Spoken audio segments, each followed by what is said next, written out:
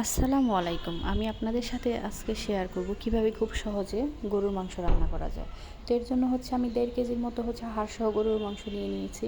দিয়ে দিচ্ছি 10 থেকে 12টি কাঁচামরিচের ফালি, পৌনে 1 কাপ পরিমাণ পেঁয়াজ কুচি, 3 টেবিল চামচ আদা এবং রসুনের পেস্ট, সাথে দিয়ে দিচ্ছি 1 টেবিল চামচ হলুদের গুঁড়া, মরিচের গুঁড়ো এবং ধনিয়ার গুঁড়ো, এবং সাথে দিয়ে দিচ্ছি হাফ চা চামচ করে সাদা গোলমরিচের গুঁড়ো এবং কালো গোলমরিচের গুঁড়ো। এরপরে দিয়ে দিচ্ছি আমি স্বাদ মতো লবণ এবং রান্নার তেল। যেহেতু আমার মাংসে কোনো তেল নেই বা চর্বি নেই, এর জন্য আমি রান্নার তেলটা একটু বেশি করে দিব।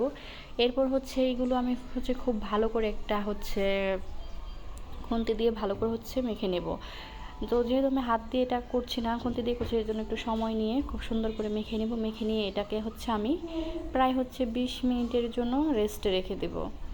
তো এরপর আমি 20 মিনিট পর এটাকে চুলায় দিয়ে দিব।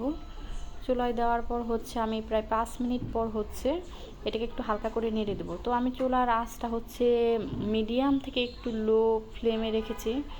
তো আপনারা যদি মিডিয়াম অথবা একটু মিডিয়াম থেকে একটু লো ফ্লেমে রান্না করেন একটু সময় নিয়ে, তাহলে মাংসটা অনেক সফট হয় এবং খেতেও খুব ভালো হয়। তো এই তো আমি এখন ঢাকনা দিয়ে ঢেকে দিব।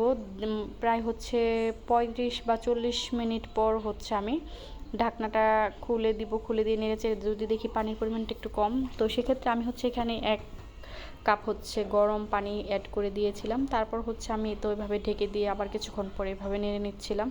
তো আমার মাংসটা প্রায় মোটামুটি হয়ে গিয়েছে। তো আমি যেহেতু কোনো গোটা মশলা ইউজ করিনি, আমি সবসময় গুঁড়ো মশলাটা ইউজ করি, হোমমেড।